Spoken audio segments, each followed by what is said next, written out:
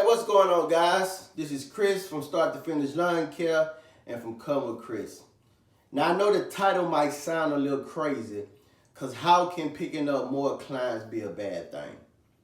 And I tell you guys how. About 3 days ago, I had this gentleman call me, and he offered me 60 units. He said, hey, would you like to manage these 60 units for me? And I thought about it, and I told him, let me get back with you. But I might end up turning that guy down, and here's why. Because I just simply don't have the manpower at this time to manage what I currently have and 60 more units. Because let's say it's a $60,000 account, which I doubt is that much, but let's just say it's a $60,000 account. If it's a $60,000 account, that means I have to go hire more guys. I have to provide those guys with equipment. I have to put insurance on their equipment.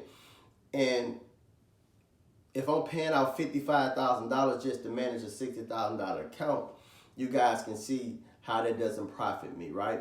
I made a video about how to promote your business, but here's the thing. Within this community, we starting to be a household name. So I only promote once or twice heavily at the beginning of the season, and then I scale back. I scale back because once I'm out in the field and the season starts, I'm gonna pick up additional accounts. I'm gonna pick up maybe 5 to 10 additional accounts per week, just by people seeing me out in the field working. Just by cutting someone's and the neighbors come over and say, hey, can you come quote me on my yard? So once you put out quality work and you begin to establish a name in this business, you're not gonna have to promote half as much as what you currently did when you first started your business, right?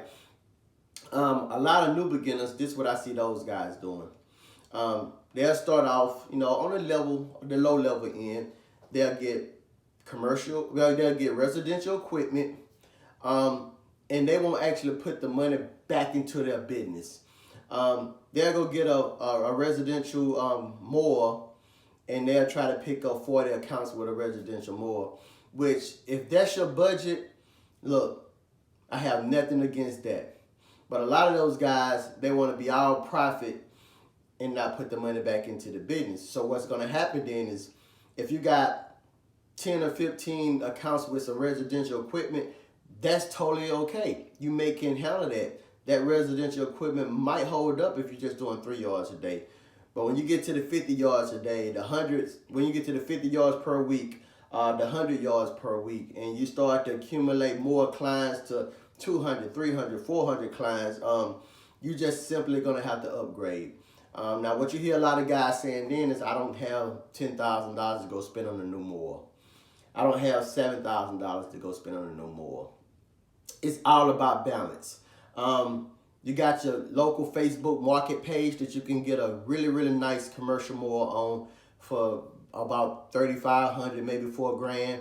I don't know if Craigslist is still a thing, but you have Craigslist.